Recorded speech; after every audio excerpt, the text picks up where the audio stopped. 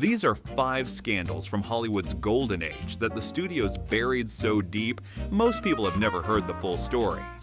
Behind the glamour, the red carpets, and the silver screen smiles, there was a system designed to protect powerful men and silence everyone else. Studios employed professional fixers, men like Howard Strickling, MGM's head of publicity from 1919 to 1969, who used money, intimidation, and connections to make problems disappear. In 1969, Strickling himself admitted it plainly. He said, quote, "We told stars what they could and couldn't say, and they did what we said because they knew we knew best." What follows are the stories that even the fixers could not erase forever. The first scandal begins with a 13-year-old girl named Frances Ethel Gum. In 1935, she signed a contract with Metro-Goldwyn-Mayer without even filming a screen test. The studio changed her name to Judy Garland. Her starting salary was $100 a week, and from that moment, MGM controlled nearly every aspect of her life. Studio head Louis B. Mayer and his executives were obsessed with Garland's weight. She stood 4 feet 11.5 inches tall, and her weight was within a healthy range, but studio bosses reportedly called her a fat little pig with pigtails. The MGM commissary was instructed to serve her only chicken soup and black coffee whenever she tried to order a regular meal. Her enforced diet consisted of cigarettes, chicken soup, and coffee, but the diet was only part of it. To keep Garland working through 18-hour days, the studio gave her Benzedrine, amphetamines known as pep pills. Then, when she couldn't sleep, they gave her Seconal and other barbiturates to knock her out. Her own mother, Ethel Gum, had started giving her pills before she was even 10 years old. In later life, Garland called her mother the real Wicked Witch of the West. Garland described the cycle herself. She said, quote, "They'd give us pills to keep us on our feet long after we were exhausted. Then they'd take us to the studio hospital and knock us out with sleeping pills. Then after 4 hours, they'd wake us up and give us the pep pills again so we could work 72 hours in a row. Half of the time we were hanging from the ceiling, but it was a way of life for us." Her co-star Mickey Rooney endured the same cycle. And years later, actress Debbie Reynolds revealed that MGM's Arthur Freed tried to get her to take what he called vitamin shots from a studio doctor. Reynolds refused, and later wrote, quote, "These were possibly the same vitamins that ruined Judy Garland." In 1941, at age 19, Garland married bandleader David Rose without MGM's consent. When she became pregnant, her mother worked with the studio to arrange an abortion, because pregnancy would tarnish the childlike public image MGM had built for her. A second abortion was later arranged by Howard Strickling himself. MGM eventually released Garland from her contract in 1950 after 15 years. On June 22, 1969, she was found dead in her London home. She was 47 years old. The coroner ruled it an accidental barbiturate overdose. The autopsy also revealed cirrhosis of the liver. Her daughter, Lorna Luft, later said, quote, "I do think my mother was a victim of the studio system, but it also gave her the ability to channel her talent to all of us as an audience. It was a real double-edged sword." The second scandal is the story of Roscoe "Fatty" Arbuckle, a man who was arguably the biggest star in the world, and who was destroyed not by what he did, but by what the newspapers said he did. By 1921, Arbuckle had signed a $3 million contract with Paramount Pictures, equivalent to roughly $16 million today. He was making approximately $1 million per year. Those who knew him described him as a good-natured man who was shy around women. One contemporary called him the most chaste man in Hollywood. On Labor Day, September 5, 1921, Arbuckle and friends checked into 3 connecting rooms at the St. Francis Hotel in San Francisco. It was the Prohibition era, and the rooms were stocked with bootleg liquor. Several guests attended the party, including a 25-year-old aspiring actress named Virginia Rapp. During the party, Rapp fell seriously ill. The hotel doctor concluded her symptoms were mostly caused by intoxication. She was moved to a sanitarium where she died 4 days later on September 9th of a ruptured bladder that led to peritonitis. A woman named Maud Delmont accused Arbuckle of assaulting Rapp. Rapp's manager then claimed Arbuckle had used a piece of ice. By the time newspapers printed the story, the ice had transformed into a Coca-Cola or champagne bottle. In reality, witnesses testified that Arbuckle had rubbed ice on Rapp's stomach to ease her abdominal pain, and Delmont, the primary accuser, was later revealed to have a criminal record for extortion, prostitution, and blackmail. She was never called to testify at any of the 3 trials because prosecutors knew her background would destroy their case. But William Randolph Hearst did not care about evidence. His nationwide newspaper chain ran sensationalized coverage that portrayed Arbuckle as a monster. Hearst allegedly said the scandal sold more newspapers than when the Lusitania went down. The San Francisco Examiner ran an editorial cartoon titled "They Walked into His Parlor," depicting Arbuckle at the center of a spider web surrounded by liquor bottles and trapped women. Morality groups called for Arbuckle to be sentenced to death. 3 trials followed. The first ended with the jury voting 10-2 for acquittal, a mistrial. The second deadlocked 9-3 in favor of guilty, another mistrial. The third trial in April 1922 finally acquitted him. And in an extraordinary move, the jury issued a written apology. It read, quote, "Acquittal is not enough for Roscoe Arbuckle. We feel that a great injustice has been done him. There was not the slightest proof adduced to connect him in any way with the commission of a crime." Rapp's autopsy had confirmed there were, quote, "no marks of violence on the body, no signs that the girl had been attacked in any way." Several witnesses later admitted the district attorney had threatened them into testifying, but none of that mattered. Arbuckle's $3 million contract was voided. His legal bills reached $700,000 in 1922 money, driving him into bankruptcy. His films were pulled from theaters. He was blacklisted. He later directed under the pseudonym William Goodrich. And here is the detail that says the most about his character. During the first trial, Arbuckle personally refused to let his lawyers call witnesses who had damaging information about Virginia Rapp's past. He did this, he said, out of respect for the dead. The third scandal takes us to 1935 and the set of a film called The Call of the Wild. Clark Gable, known as the King of Hollywood, and Loretta Young were cast as the leads. Gable was married at the time to his second wife, Rhea Langham. Young was known for her devout Catholic faith and her prim public image. She was famous for finding fellow actors who swore on set. An affair developed during filming.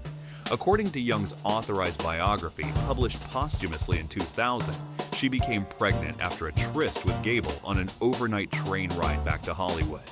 What followed was one of the most elaborate cover-ups in Golden Age history. Young disappeared from public life, claiming a mysterious illness. She even gave a sickbed interview to a gossip columnist as part of the deception. Her daughter, Judy Lewis, was born on November 6, 1935. For the first 18 months or so of the child's life, she did not live with her mother. Then Young staged a public adoption, telling the press she was raising an orphan baby named Judy as a single mother. The secret was kept from everyone, including Judy herself, for 31 years.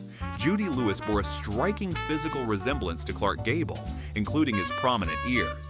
When Lewis was 7 years old, Young had her undergo a painful operation to pin her ears back, in yet another attempt to hide her real parentage. In 1950, when Lewis was 15, Gable visited Young's home. They were filming Key to the City together. Gable spoke briefly with Lewis, and upon leaving, kissed her on the forehead. It was the only time Judy Lewis ever spoke to her biological father, and at the time, she had no idea who he was. It was Lewis's fiancé, Joseph Tinney, who told her at age 23 that it was common knowledge Gable was her father. She was stunned. After Gable's death in 1960, Lewis confronted her mother.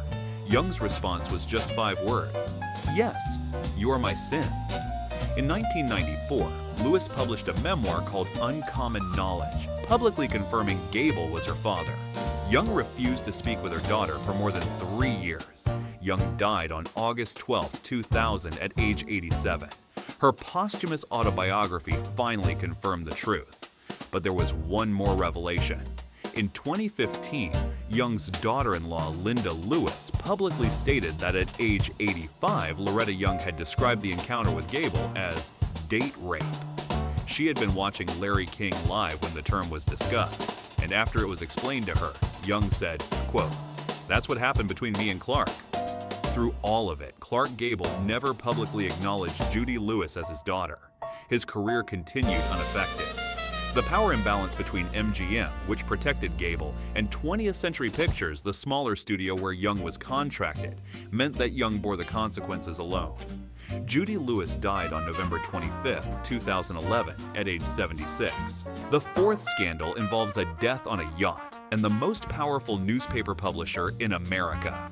Thomas Ince was one of the founding figures of Hollywood. Known as the father of the Western, he pioneered the studio system of filmmaking still in use today. In November of 1924, Ince was negotiating a deal with William Randolph Hearst. Hearst's Cosmopolitan Productions would lease Ince's studio, and Ince would produce a film starring Hearst's mistress, the actress Marion Davies. On November 15, 1924, Hearst invited Ince aboard his yacht, the Oneida, a 200-foot vessel, to celebrate Ince's birthday and finalize the deal. Approximately 15 guests were aboard, including Marion Davies, Charlie Chaplin, and screenwriter Eleanor Glynn. There was a crew, a jazz band, and abundant bootleg liquor. Ince joined the yacht the following day after taking a train to San Diego. At dinner on November 16th, the group celebrated Ince's birthday. Afterward, Ince became severely ill, reportedly from consuming champagne and salted almonds, both of which were forbidden due to his peptic ulcers. He was evacuated from the yacht, taken by train to Del Mar for medical treatment, and then transported to his home in Los Angeles. He died on November 19th. The death certificate cited heart failure. No coroner's inquest was held. Ince's body was cremated on November 21st at Hollywood Forever Cemetery, and then the rumors began. Hearst's own newspapers initially claimed Ince had taken ill at Hearst's ranch, San Simeon, not on the yacht. That story fell apart because too many people had seen Ince board the vessel. The primary rumor that took hold was this: Hearst suspected an affair between Marion Davies and Charlie Chaplin. In a fit of jealous rage, he shot at Chaplin, but accidentally hit Ince, who was of similar build. Chaplin's valet reportedly said he saw Ince bleeding from a head wound. Yet Chaplin denied being on the yacht at all, though his biographer noted that the denial was, quote, none too convincing. Eleanor Glynn, who was aboard, told actress Eleanor Boardman that everyone on the yacht had been sworn to secrecy, which would suggest more than a death by natural causes.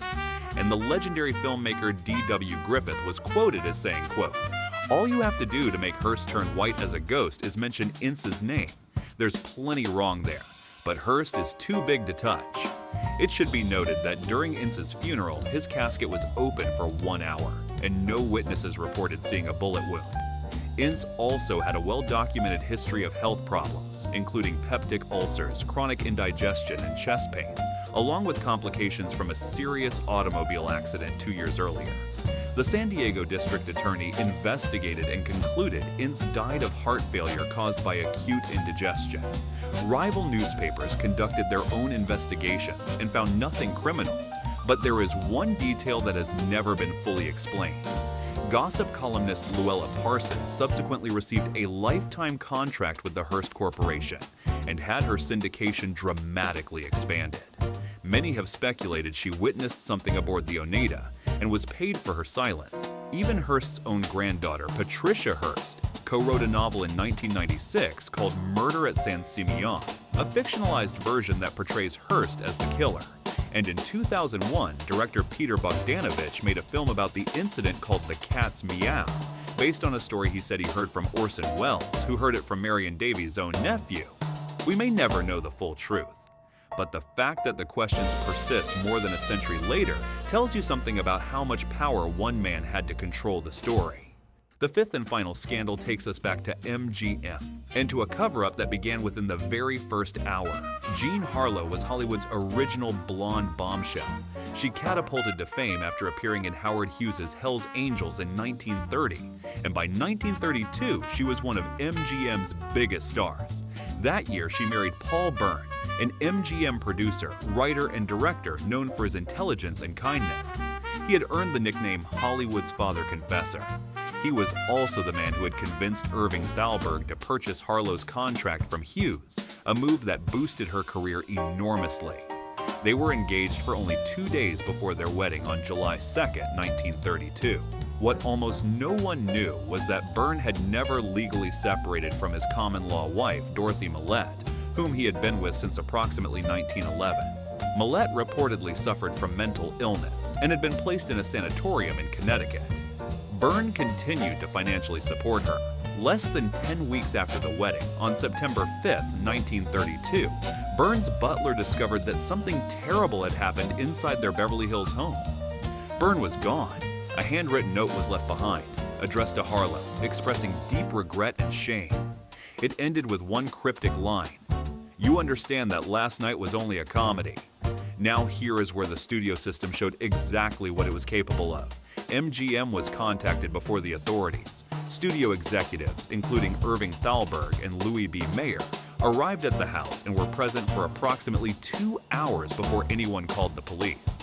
By the time investigators arrived, the scene had almost certainly been compromised. Samuel Marks, MGM's story editor and a friend of both Byrne and Thalberg, later stated that he arrived at the house before the police and witnessed Thalberg interfering with evidence.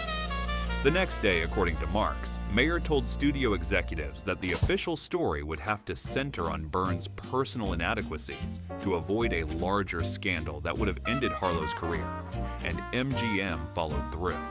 A studio doctor told reporters that Byrne had suffered from acute melancholia connected to a physical condition that left him unfit for matrimony. The press coverage, orchestrated by MGM, was devastating to Byrne's reputation. Articles used innuendo to humiliate him and portray the marriage as unconsummated.